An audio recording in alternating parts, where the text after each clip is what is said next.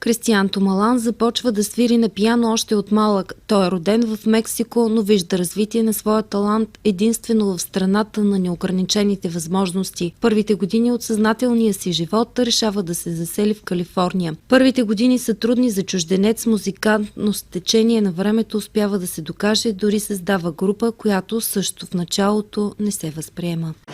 I have my own production company. Имам собствена компания за продуциране. Повечето пъти съм зад завесите или като продуцент, или като човек, който аранжира и свири на пиано за определен албум на други хора. What's the road to success? How you started from Mexico, you're from Mexico and then you left for the US. What does that road look like? For me or in general? За него специално или for you? For me, I think that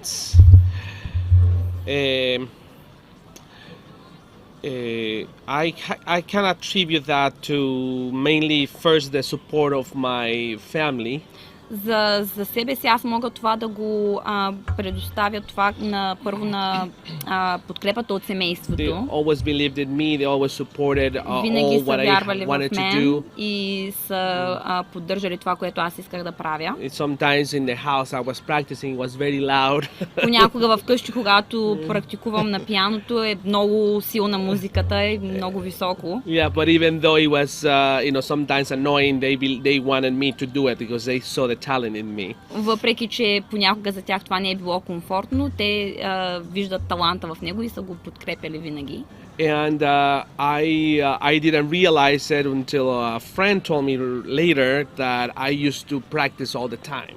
И не го осъзнах, докато един приятел не ми каза по-късно, че всъщност аз постоянно съм свирял, нон-стоп, практикувал. Yeah, and I think that's the first thing that really got me into becoming a better musician myself. И това е първото нещо, което всъщност така ме накара да бъда по-добър музикант, постоянната практика. But then when I moved to the United States, from Mexico to the United States, но когато се преместих от Мексико към Щатите, I think that in the artistic field, you have to have some talent, of course. В така артистичните сфери трябва да имаш някакъв талант, разбира се. But also you have to have good connections. Но трябва да имаш и добри връзки с много хора да си свързан. Right, so a musician that has good talent but no social skills.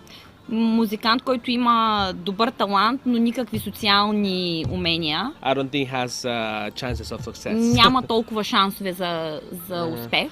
For example, I met Pitbull. Например, той се срещна с Pitbull. And I asked him, what is the reason for your success? Because he never studied music. И го попитах каква е причината за вашия успех, защото той никога не е учил музика. And he replied, well, I didn't care. I just cared about selling myself.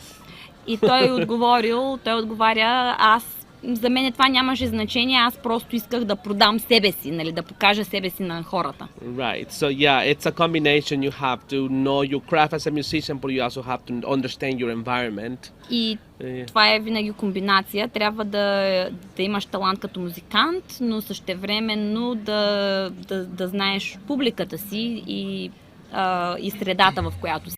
Признателността за салса изпълненията идва през 2013 година, когато печели престижната награда Грами за най-добър албум на годината. Тумалан не скрива изненадата си, че този латиноамерикански стил салса, който той изпълнява, е толкова популярен и в България. Yeah, I actually play salsa music, which is more like popular, Hispanic form of music. Аз изпълнявам салса музика, която е така по-популярна латиноамериканска музика, латиноамерикански стил. I'm actually surprised that it's this popular in this part of the world. И съм изненадан, че е толкова популярен този жанр в тази част на света. In our visits to Italy, Switzerland, and here now, I hear that salsa is also popular. It's some music that people actually like it. През нашите посещения в Швейцария, в Италия и сега тук виждам, че на хората наистина много им харесва и че е много популярна. But originally I was not planning to play this music. Но първоначално не бях планирал да свиря такъв тип музика. I studied in Mexico classical music, Beethoven, Mozart, Tchaikovsky, all this. В Мексико съм учил класическа музика, Бетовен, Моцарт, Чайковски и така нататък. On my instrument, which is the piano. Моят инструмент, който е пианото. And I did some jazz studies as well. И също така джаз съм учил. But when I arrived to the United States, I was mostly being called to play Latin gigs. Но когато пристигнах в Съединените американски щати, най-много ми се обаждаха да свиря в латиноамерикански групи. So I can say that I didn't choose the genre chose me. Така че може би бих казал, че не съм аз избрал жанра, а жанра мен избра. Yeah, and then suddenly I just started to just go with the flow and meet new people. I had the opportunity to play with many famous artists. И по този начин всичко е потръгнало така като по вода, нали, гладко. Имал е шанса да свири с много известни музиканти. And before I expected, I was already fully involved with the Latin music, salsa and bachata and all these music genres. И преди дори да разбера, вече бях въвлечен в тези жанрове салса, бачата и така нататък от латиноамериканските. Which is the moment I decided to start my own band. И в този момент реших да започна своя собствена група. And this band, Pacific Mambo Orchestra, this is тази the група symbol. Pacific Mambo Orchestra. It's a band that is 20 people.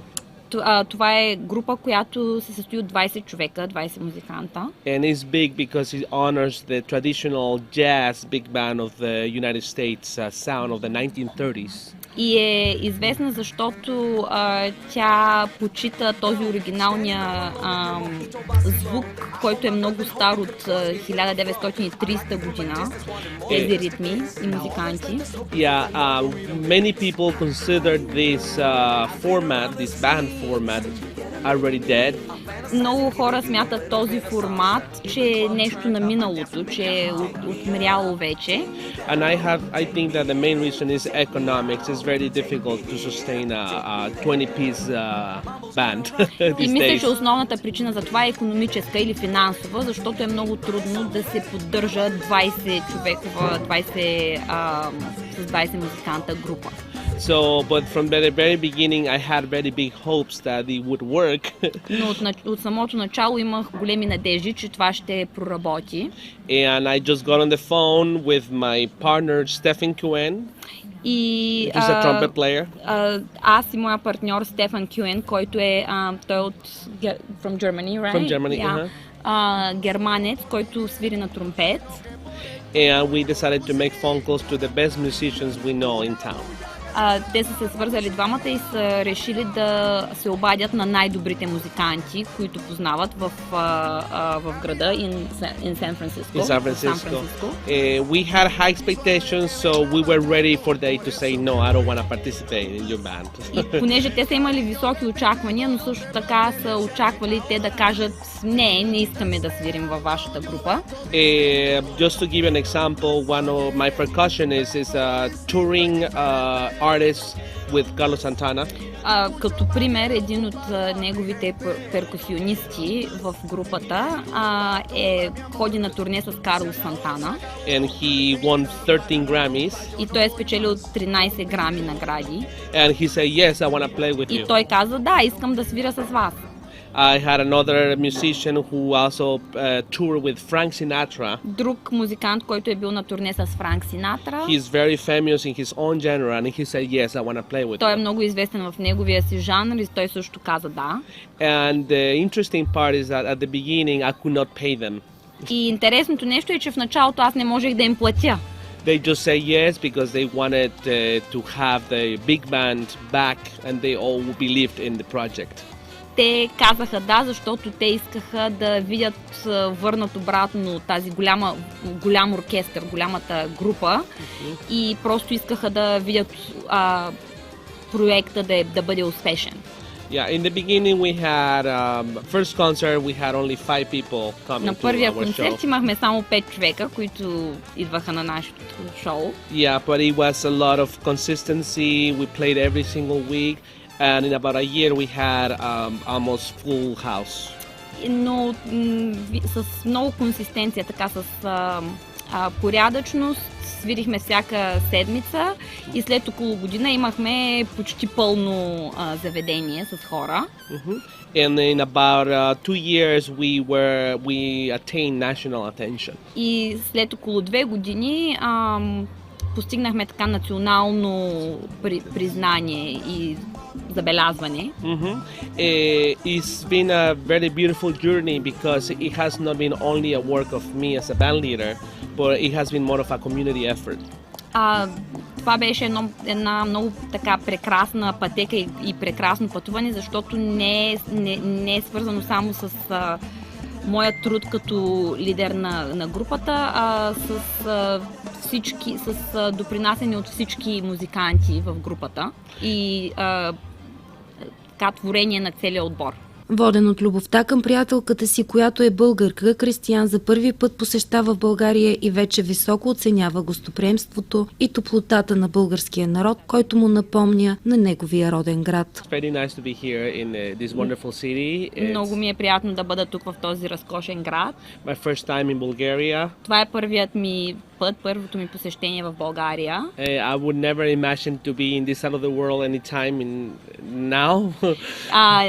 Преди време никога не бих си представил дори да бъда в тази част на света в момента. But really the main reason that brings me here is love, my love, like here right next to you. Но основната причина, поради която съм тук, е любовта. Ние двамата. Yes, yeah. And her beautiful family who have received me very well with very open arms. И нейното много приятно семейство, които ме приеха много добре и с отворени ръце. Това е баща ми. Yes, yeah. And I think Bulgaria is a beautiful country. We visit the city, Sofia, of course, because of the airport we down, and then we had the opportunity to go to Varna, also beautiful. Казва, че България много му харесва, че е разкошна страна и имахме възможност да посетим София заради полета, естествено, Велико, Търново и Варна, където имам аз роднини. Yes, I think that my overall impression about the country, what I like the most is their people. Това, което най-му харесва за България е хората. I think they're very warm. Много топли хора. Yes. And then very family oriented, which is very refreshing. И с добри семейни ценности, с така добър поглед към семейството, което е много освежаващо. It reminds me a lot of my homeland, Mexico. Напомня ми много на моята родна страна, Мексико. Yes, yeah, which is very similar. Което е много като култура, много сходна. I come from a small city called Guanajuato. Аз идвам от малък град, който се нарича Гуанахуато. And this reminds me a lot of. И това ми напомня много на моя роден град. Yeah. How did it feel playing with those local musicians from town? I think the biggest impression I had is the sense of camaraderie. Camaraderie, yeah. Най-голямото така впечатление, което той има, е това усещането за приятелство и за така съобщност между музикантите. Yeah, because basically music is what it is to put people together for one purpose. Right? Това всъщност е това, което прави музиката, събира хората на едно място за една цел. Which I think was beautiful to observe, right, in the Bulgarian community. I think that it's not only for your band, but also for in general. I can sense that it's more of that, right? Което беше нещо много красиво да се наблюдава. Мисля, че не само за групата, с която той комуникира вчера, а по принцип за цялото общество, хората така как комуникират един с друг. So what's good today? Music it was very good. Музиката беше много добра. It reminded me my first band when I first played rock. Напомни ми на моята първа група, когато аз свирех рок. Brought back memories. И ми така напомни ми всъщност, върна ми спомени от много време. And I think they're very good. You should check them out. They're very good. И мисля, че са много добра група, нали, да ги видите в интернет и YouTube. Yeah.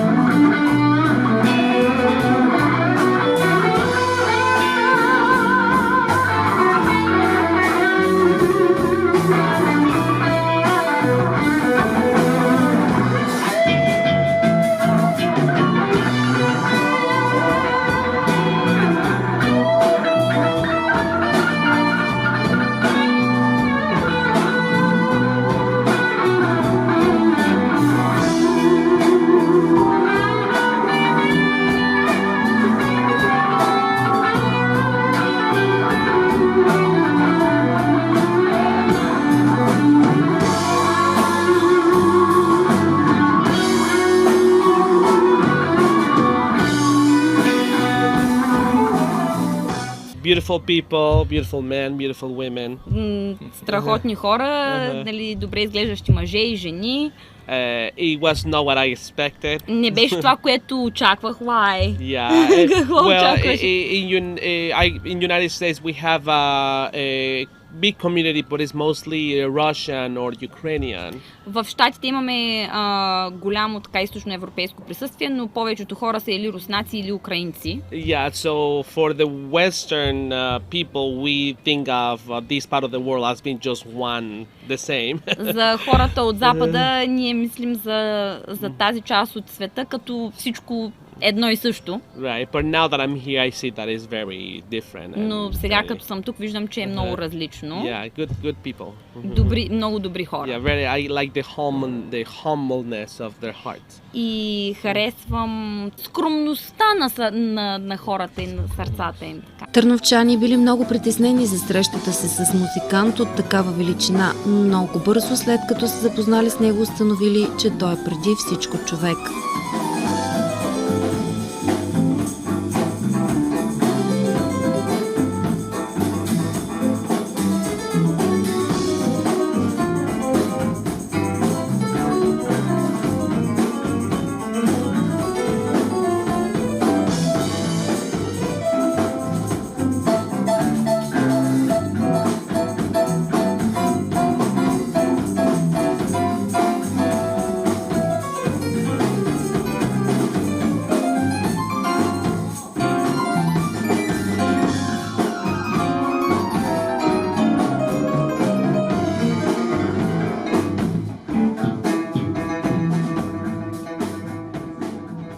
Значи, когато аз казах на групата, че Кристиан ще идва, и те бяха много притеснени.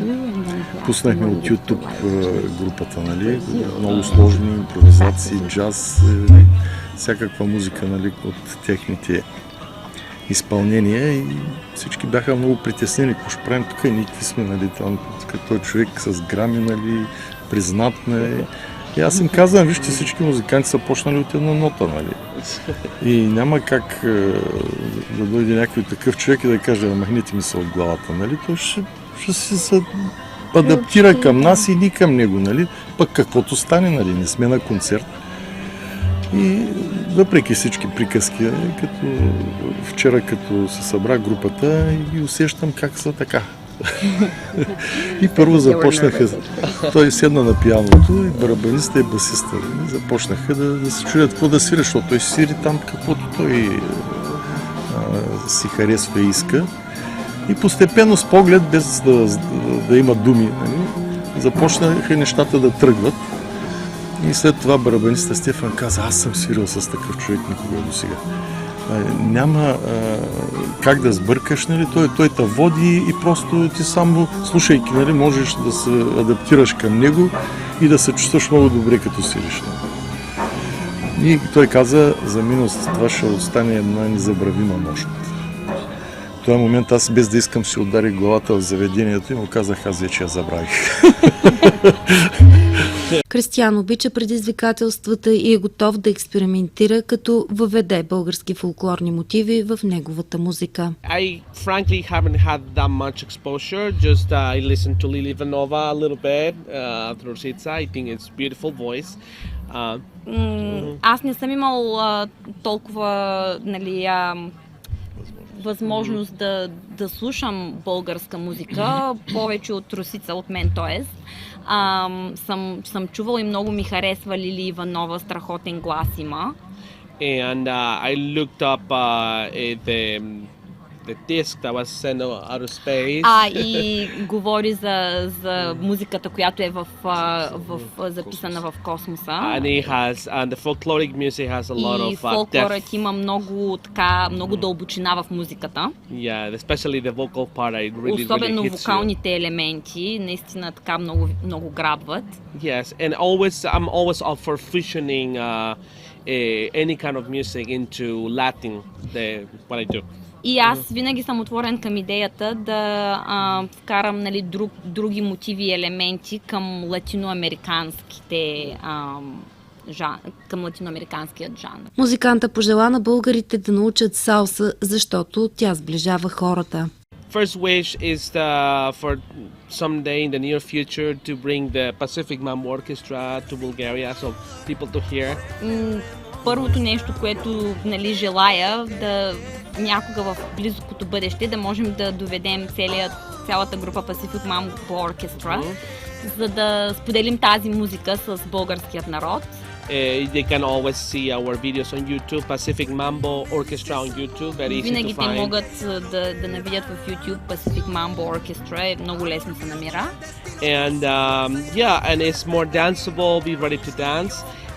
Това е музика, на която може да се танцува. The good thing about salsa music is that it is a style of music that allows you to be closer to your partner. Това нещо, което е характерно за салса музиката, е, че е музика, която дава възможност да бъдеш по-близо до партньора си, до другите хора. So if you want to have the opportunity to have that experience dancing very close to the opposites gender. Ако искате възможност да танцувате по-близко до човек от противоположния пол, you should learn salsa. Трябва да научите салса. Кристиан Тумалан обещава в най-скоро време да доведе групата си, за да споделят тяхната музика с българите.